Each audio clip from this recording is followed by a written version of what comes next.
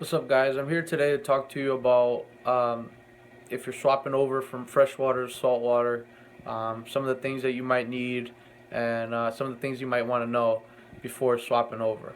I'm going to start off with some of the things you might want to know. Obviously, you got to do your little research on before transferring over from a freshwater to saltwater because certain things do change. pH levels change. Most freshwaters they can run from 7 to all the way, the mid sevens, high sevens. Freshwater you're staying at 8.1 to 8.4 for perfect level. Anything lower than an 8, you're stressing out the fish. Some of the anemones won't live. Some of the corals definitely won't take it. So you definitely want to do your research before getting into it and some of the basic stuff. Some of the stuff that do stay the same is the ammonia levels, nitrate levels, and nitrite levels. Um, they're not as forgiving on the saltwater side as they are in the freshwater. I know some fish some of the freshwater side fish can take a little bit of ammonia, a little bit of nitrites, and a little higher of nitrates than freshwater. Freshwater ammonias are a no-no. You gotta really keep them as low as possible, at zero at best. You know. Nitrites as well. You want to keep them at zero because saltwater tank really can't take them. Uh, and the nitrates they can go all the way to 0.40, I believe. Let me look here at the scale for you, and I'll let you know. You got a little scale here, but yeah, no, 40 ppms is about where you want to be on the not where you want to be. You want to be at a zero if you can, but that's about as high as you want to go on the nitrates, because anything even at that for a long period of time, you're going to end up losing fish. You want to keep everything at zero, about the same as a freshwater fish. There's a little more maintenance, but it's about basically the same setup and everything. Now,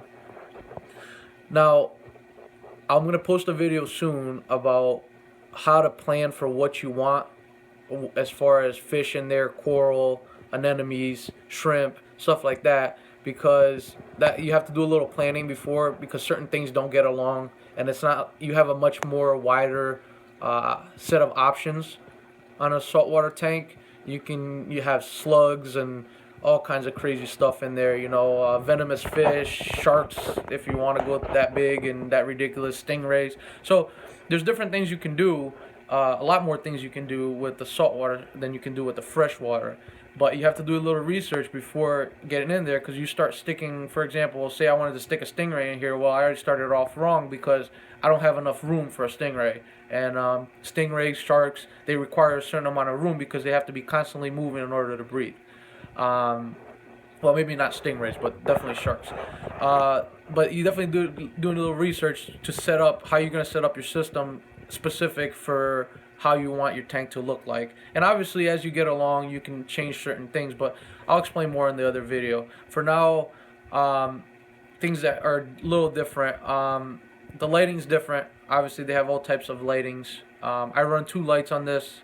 I run the Marines Orbit Pro light. It's a real basic, cheap light that you can get for like $140 LED. I like it just for the fact that you can do the thunderstorm setting. Let's see if I can just get it to turn off the main light here. If I can find the switch. What the heck is going on there?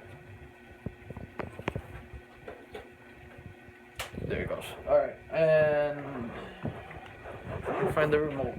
Would have been easier if I just stood up in the first place, huh? But you see, like, you get the thunderstorm setting.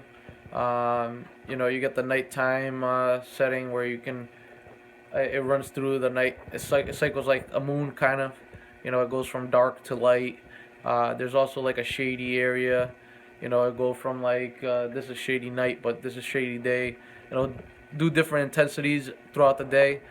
More of a cosmetic look than anything, and also, I heard it helps the LEDs so that it's not, always forcing the LED to run at a full blast the whole day. But that's about the only reason I run two lights on this tank. This tank is too small to have too much lighting, anyways. But and then I also have a Galaxy Hydra Pro that I picked up from Amazon for about $110. Sometimes you can pick them up on discount for even even greater. They're great lights. I paid about 110, and then sometimes you can pick them up for $80 on Amazon when they run their discounts on them. Live rock is different. I mean, most people use plastic decorations. I wouldn't suggest any plastic decorations on saltwater. I had experience when I first started. I tried using some plastic stuff. It looks cheap, and it just doesn't look as good. And most of the stuff don't last. Saltwater, I mean, as most people know, will eat anything. Even the pumps that are in there now, after a little while, they kind of get brittle and harden. So when you put like cheap decoration in there, it really it'll last about maybe 3 months, and then it'll start getting hard and it won't look good, and stuff will grow on top of it, and it won't look right. So you got live rock. Some people use actual rocks on freshwater. I never did. I always use plastic decoration, so that's a little different. Now, live rock on freshwater systems, I don't know if it serves the same purpose because, like I said, I never used it. But on saltwater systems, it serves as filtration as well. So you got to make sure you got some good live rock in there. It'll help you reduce the amount of water changes you need to do, or that you don't want to do, because I hate doing water changes. But live rock also is home for a lot of the little creatures that you have. There's little things like plankton and other little creatures that are in there that feed the fish, and also keep the tank cycling correctly, and home for bacteria and stuff like that. Good bacteria, not just bad bacteria. So that's a must on any tank. I know some people run tanks without them, but I wouldn't suggest it. Even if you're doing a fish only tank, I would have a couple rocks in there just to help the fish filtration system along. Now sumps. Some people run sumps, but it's rare on a freshwater system. I have this Tom's Rapid Pro filtration canister. It serves as a sump and canister filter. It's got the protein skimmer in there. Looks like my protein skimmer might be off, but it's got the protein skimmer in there and everything. I added a reactor. That's also another equipment that most people don't use on freshwater, but some people do. And this is the Via Aqua PR 2020. Helps the water quality, reduces the amount of hair algae and stuff you get in the tank. I mean, I've noticed a crazy difference with the reactor.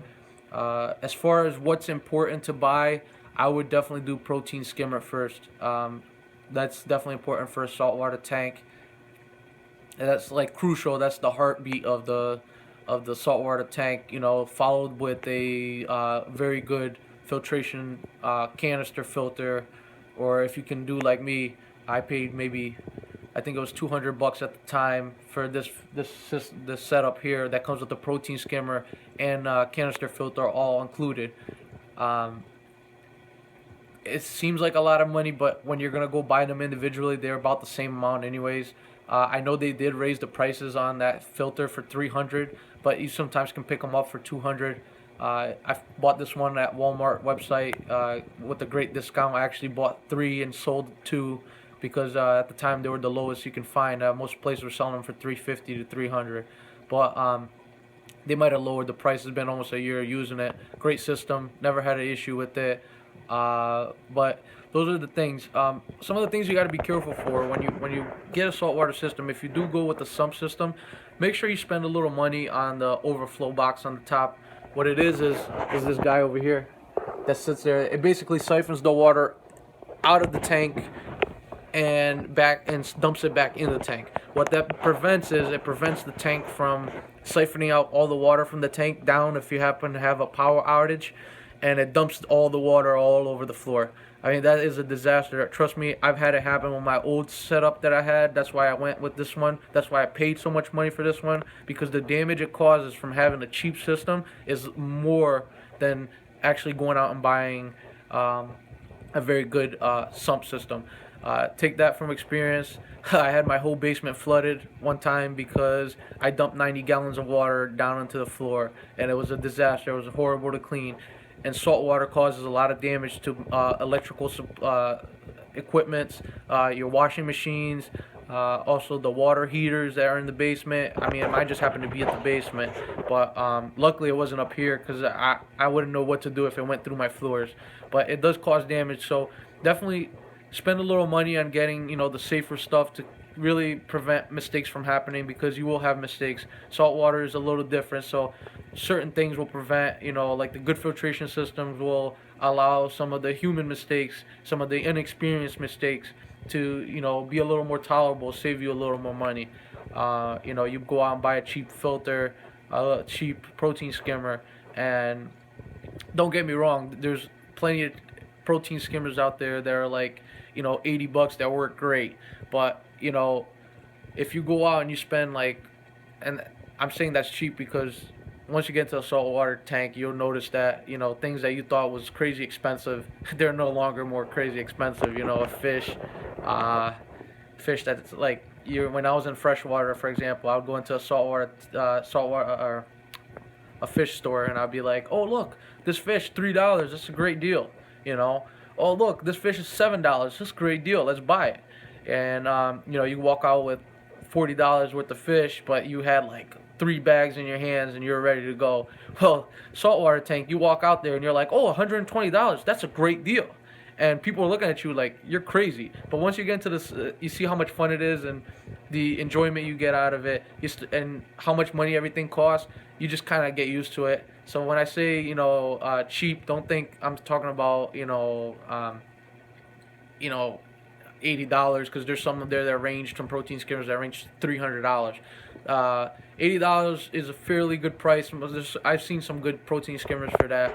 But yeah, so back to where I was. The protein skimmer is definitely the heartbeat of the system. Canister filter is second.